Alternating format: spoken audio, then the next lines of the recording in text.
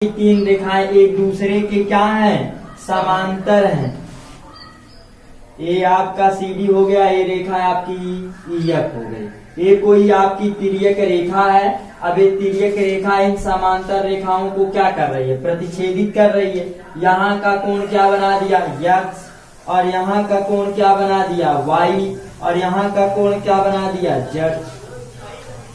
यही है ना। अब आप लोग सवाल में ध्यान पूर्वक देखिए कि सवालों को हम कैसे हल करते हैं, कैसे लगाते हैं। ध्यान दीजिए क्या कह रहा है कथन में, कह रहा है कथन में AB समांतर है CD के। AB किसके समांतर है, CD के। फिर कथन में कह दिया कि जो CD है वह किसके समांतर है, EF के समांतर है। इतनी बात क्लियर हो गई। तो मैंने आप लोगों को कॉन्सेप्ट में बताया था कि यदि कहीं भी दो समांतर रेखाओं को एक तिर्यक रेखा प्रतिच्छेदित करती है अर्थात काटती है, तो इसके एकांतर वाह कोण आपस में क्या होते हैं, बराबर होते हैं। दूसरा क्या होता है, एकांतः अंतः कोण आपस में क्या होते हैं, बराबर होते हैं। तीसरा क्या होता है, संगत कोण आपस में बराबर होते हैं। और चौथा क्या होता है, तिर्यक रेखा के एक ही ओर बने दो कोणों का योग 180 अंश के बराबर होता है। इतना आप लोगों को कॉन्सेप्ट समझ में आया। मैंने क्या बताया कि जैसे ही कहीं भी दो रेखाओं को, दो समांतर रेखाओं को एक तिर्यक रेखा प्रतिच्छेदित करती है तो हम चार प्रकार के कॉन्सेप्ट लगा सकते हैं। पहला कॉन्सेप्ट ये है कि एकांतः अंतः कोण है। आप जोड़िए, एकांतः अंतः कोण कैसी आकृति बनाता है, जड़ की आकृति। अब देखो यहाँ पर आपकी ये जड़ की आकृति इस प्रकार बना रहा है। ये जड़ की आकृति हो गया। यदि कोण ये x है तो ये भी कोण क्या होगा, क्यों होगा x, क्योंकि एकांतः अंतः कोण आपस में क्या होते हैं, समान होते हैं। इतनी बात क्लियर हो गई। ये कोण क्या हो गया, x हो गया। अब आप ध्यान दीजिए, आप लोग ये भी जानते हैं कि जब दो सीधी रेखाएं एक दूसरे को परस्पर प्रतिच्छेदित करती हैं तो इसके आमने सामने वाले कोण आपस में क्या होते हैं। यदि ये कोण x है तो ये भी कोण क्या होगा, यदि ये कोण y है तो ये सामने वाला इसके कोण क्या होगा। ये मैंने कहा से लिखा, शीर्षाभिमुख से। शीर्षाभिमुख कैसी आकृति बनाती है, डमरू की आकृति या कह दीजिए कि बुढ़े की आकृति। इतनी बात क्लियर हो गई। उसी प्रकार यहाँ भी देखो, यदि ये कोण x है तो इसके सामने वाला भी कोण क्या होगा, क्लियर हो गया। यदि ये कोण y है तो ये भी कोण क्या होगा। अब ये कोण जो y है ये किस नियम से आपका कोण y हो रहा है, देखो किस कोण के नियम से हो रहा है। एक ऐसी आकृति बना है आपका जड़ की आकृति। तो कौन सा आपका कोण जड़ की आकृति बनाता है, एकांतः अंतः कोण। तो एक y है तो ये भी क्या होगा, यदि ये y है तो इसके सामने वाला भी क्या होगा, ये किस नियम से होगा, शीर्षाभिमुख। सब कुछ हम निकाल सकते हैं कि नहीं निकाल सकते हैं। अब देखो यदि ये कोण y है तो ये भी कोण क्या होगा, किस नियम से आपका होगा, एकांतः अंतः कोण से। कहीं भी यदि आपकी दो समांतर रेखाएं कह देता है और उसको एक तिर्यक रेखा प्रतिच्छेदित करती है तो हम चार प्रकार के कॉन्सेप्ट लगा सकते हैं कि उसके एकांतः अंतः कोण आपस में बराबर होते हैं। एक अंतः बराबर हो गया और दूसरा क्या होता है, वाह, एकांतर वाह कोण आपस में क्या होते हैं, बराबर होते हैं। तीसरा क्या होता है कि इसके संगत कोण आपस में बराबर होते हैं। कौन कौन संगत कोण आपस में बराबर होगा, तिर्यक रेखा के एक ही ओर एक अंदर की तरफ लेते हैं तो दूसरा देखो बराबर आया है कि नहीं आया। यहाँ देखो एक कोण y है तो भी कोण क्या है, किस नियम से, संगत कोण के नियम से। क्लियर हुआ। और फिर मैंने बताया चौथा जो कॉन्सेप्ट है कि मैंने बताया कि तिर्यक रेखा के एक ही ओर बनने वाले दो अंतः कोण, देखो तिर्यक रेखा के कई ओर, अब अंदर की तरफ बन रहा है ना इन दोनों रेखाओं में, तो इन दोनों का योग कितने के बराबर हो जाएगा? 180 अंश के बराबर हो जाएगा। या आप इस प्रकार का कॉन्सेप्ट नहीं लगाना चाहते हैं तो आप जानते हैं कि एक सरल रेखा पे कुल कितने अंश का कोण बनता है? तो मैं क्या लिख सकता हूं? x प्लस वाई बराबर 180। किस नियम से मैंने लिखा? एक सरल रेखा से।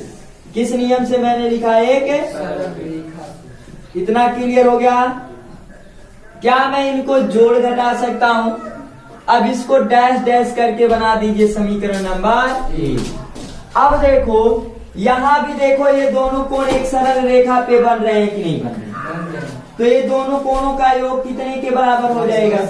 तो मैं क्या लिख सकता हूं? y प्लस z बराबर 180 अंश। क्लियर हो गया? ये भी मैंने कहां से लिखा? एक सरल रेखा से। क्या मैं इनको जोड़ घटा सकता हूं?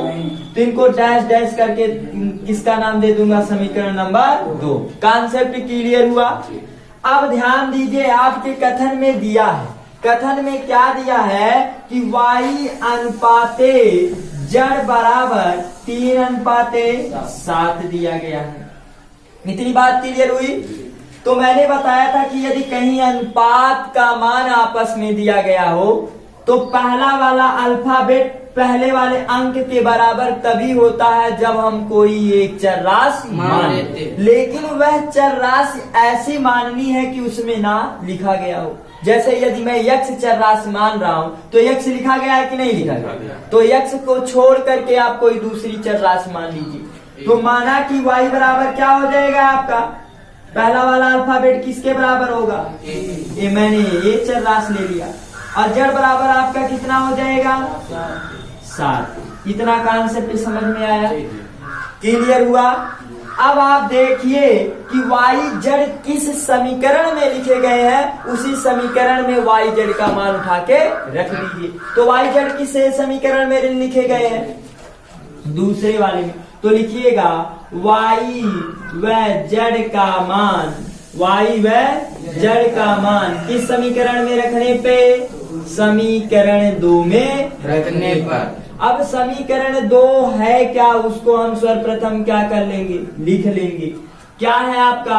y प्लस z बराबर 180 अंश। अब देखो जैसे ही आगे बढ़ा तो क्या मिला? y। तो y की वैल्यू कितनी है? 3 है। आगे बढ़ा तो प्लस, आगे बढ़ा तो z की वैल्यू कितनी है? 7 है। और बराबर कितना आ गया? यदि राशियां समान है तो उनको हम क्या कर सकते हैं? जोड़ भी सकते हैं और घटा भी सकते हैं। तो प्लस प्लस वाली संख्याएं जुड़ जाएंगी और बराबर कितना हो गया? अब जिनका मान निकालना है उनको एक तरफ, बाकी को एक तरफ। तो एक को आप रहने दीजिए, 10 को आप पक्षांतर कर दीजिए। तो इन दोनों के बीच में गुणा, तो गुणा का उल्टा, तो हम भाग देंगे 180 में 10 से, तो मान कितना आ गया? 18। ए का मान क्लियर हो गया? तो जैसे ही जिस राशि का मान माना गया था वो निकल जाता है तो आप रख दीजिए। तो लिखिएगा अतः, क्या लिखिएगा? अतः ए किसके बराबर है? y। अतः y बराबर 3 है। अब a का मान है तो इसी में उठा के रख दो। इन दोनों के बीच में कैसा चिन्ह? और a के जगह पे कितना रखोगे? 18। तो y की वैल्यू कितनी आ गई? 54। इतना कॉन्सेप्ट समझ में आया? अब z बराबर निकालो। z बराबर कितना है आपका? 7a। तो मान रखो 7 गुणे a का मान 18, तो 18 7 तो z की वैल्यू कितनी आ गई? 126। लेकिन हमसे सवाल में पूछा क्या? x का मान। अब आप ढूंढिए कि ऐसा हमें अवयव देखना है कि जिसमें x लिखा गया। कौन से समीकरण में x लिखा गया है? तो हम क्या करेंगे? लिखेंगे तो हम पहले वाले समीकरण में किसका मान रख दे कि x का मान निकल जाए? y का। दूसरे को हटाना पड़ेगा तभी मान निकलेगा। तो लिखिएगा y का मान, y का मान समीकरण, y का मान समीकरण 1 में रखने पर। अब समीकरण 1 है क्या, उनको हम सर्वप्रथम क्या करेंगे? लिखेंगे। तो x प्लस y बराबर कितना है? 180 अंश। तो देखो आगे बढ़ा x और y की जगह पे हम कितना रखेंगे 54 अंश रखेंगे। आगे बढ़ा बराबर, अब जिसका मान निकालना है उनको एक तरफ बाकी को दूसरी तरफ, तो प्लस वाला अवयव उधर जाएगा तो क्या हो जाएगा माइनस, तो प्लस माइनस वाली संख्याएं क्या होती हैं घटती हैं, तो कितना आ जाएगा आपका 126। तो x का मान कितना निकल गया 126 अंश। सभी को समझ में आया? कहने का मतलब ये जो सवाल है ना, एक सवाल को लगाने के कई तरीके हैं। आप शीर्षाभिमुख से भी लगा सकते थे, लगा सकते हैं कि नहीं शीर्षाभिमुख कि आमने सामने वाले कोण आपस में क्या होते हैं बराबर होते हैं। दूसरा कॉन्सेप्ट आप ये अप्लाई कर सकते थे कि तिर्यक रेखा के एक ही ओर दो कोणों का योग जो होता है कितने के बराबर होता है। देखो लिखा गया है कि नहीं 180 अंश के बराबर, और मैंने बताया कि एक सरल रेखा पे भी कितने अंश का कोण बनता है। तो चाहे आप एकांत अंतः कोण से लगाइए, चाहे आप क्या लगा दीजिए संगत कोण लगा दीजिए, चाहे आप शीर्षाभिमुख लगा दीजिए, चाहे आप तिर्यक रेखा के एक ही ओर लगा दीजिए, चाहे आप लगा दीजिए कि एक सरल रेखा पे 180 अंश का कोण बनता है। मतलब कई विधियां हो जाती हैं इस सवाल को लगाने की। तो आप कोई भी विधि अपनाएंगे तो हर विधियों से आपका एक ही आंसर आएगा। ऐसा नहीं है कि हम पहली विधि से लगाएं तो आंसर दूसरा आएगा, दूसरी विधि से लगाया तो आंसर दूसरा आएगा, ऐसा कभी नहीं। आपका हमेशा आंसर एक ही जैसा मिलेगा। तो मैंने क्या बताया कि यदि कभी भी आपके सामने लिखित वाला प्रश्न आएगा तो हम हमेशा यही करेंगे, हमारा फर्ज यही बनेगा कि हम कथन को ध्यान पूर्वक पढ़ेंगे और उसको हम यह देखेंगे कि हमसे क्या पूछ रहा है, और हम अपने आप से पूछेंगे क्या हमें वह मालूम है, और मालूम नहीं रहेगा उसी को हम क्या करेंगे मान लेंगे। तो क्या कहा दो संपूरक कोण, क्या कहा है आपके कथन में दो संपूरक कोण। तो दो संपूरक जो कोण है उनका अनुपात दिया गया। दो संपूरक कोण किस अनुपात में है 11:7 में। तो कह रहा है कोण ज्ञात कीजिए, तो कह रहा है कोण ज्ञात कीजिए। तो दो संपूरक कोण कौन कौन है, क्या ये हमें परफेक्ट रूप से मालूम है? क्या पूर्ण रूप से मालूम है? नहीं मालूम। तो मैंने कहा जो हमें मालूम नहीं रहता उसी को हम क्या कर लेते हैं मान लेते हैं। तो माना कि क्या लिखिएगा, माना कि दो संपूरक कोण, माना कि दो संपूरक, माना कि दो संपूरक कोण, संपूरक कोण ए अनुपाते बी। क्या है दो संपूरक कोण ए अनुपाते बी। तो दो संपूरक कोण का अनुपात दिया है, तो अर्थात हम लिख सकते हैं ए अनुपाते बी बराबर कितना 11:7। इतनी बात क्लियर हो गई।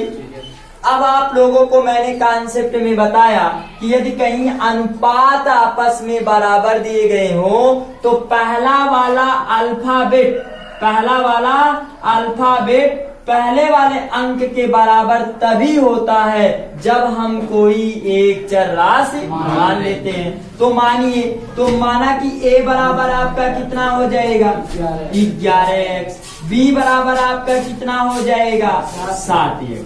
इतनी बात क्लियर हो गई।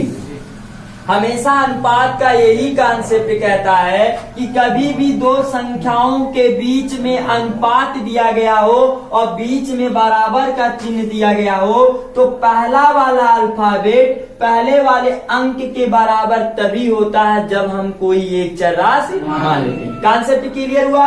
अब हमें ये दोनों मालूम हो गया।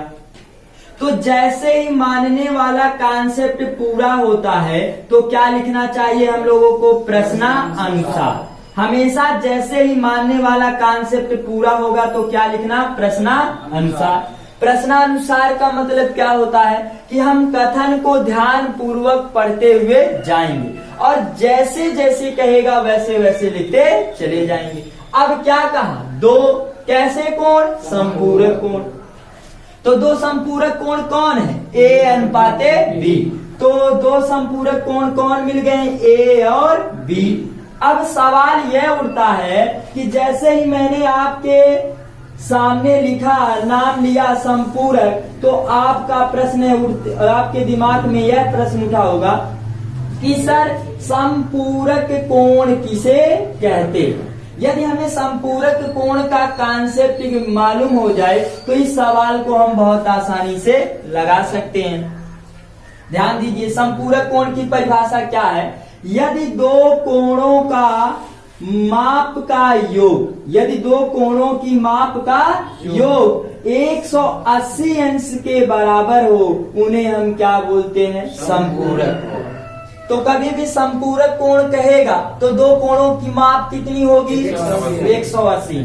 संपूरक और पूरक और संपूर्ण में देखो थोड़ा सा अंतर है, इसमें आप कभी कंफ्यूज मत होना। संपूर्ण कोण देखो, संपूरक का मतलब दो कोणों का माप 180 अंश, पूरक कोण का मतलब यदि दो कोणों का माप 90 अंश के बराबर हो, उन्हें हम क्या बोलेंगे, पूरक कोण। और संपूर्ण कोण किसे कहेंगे, यदि सभी कोणों का योग का माप 360 अंश के बराबर है तो उसे हम क्या बोलेंगे, संपूर्ण। संपूर्ण का मतलब कुल, तो कुल कोण कितना बनेगा आपका, 360। पूरक का मतलब कितना होना चाहिए, 90, और संपूरक का मतलब 180। क्लियर हो गया। तो प्रश्नानुसार मैं इन दोनों कोणों का योग मैं कितने के बराबर कर सकता हूँ। क्यों मैं ये किया, क्योंकि कथन में कह रहा कैसा कोण, संपूरक। तो दो संपूरक कोणों का मान कितने के बराबर होता है, 180। तो जैसे ही हम आगे बढ़े तो कौन ए ससुरा मिल रहा है, ए। अब अपने आप से पूछो क्या हमें ए का मान मालूम है, तो आप शुरू से लेकर के ढूंढते हुए आइए। तो मैंने देखा यहाँ ए है, तो जहाँ ए है मैं वहीं कितना लिख सकता हूँ, 11x। आगे बढ़ा तो क्या मिला, प्लस, फिर आगे बढ़ा तो क्या मिला, b। फिर अपने आप से पूछिए क्या हमें b का मान इसमें कथन में दिया, तो b का मान कितना निकला, 7 है।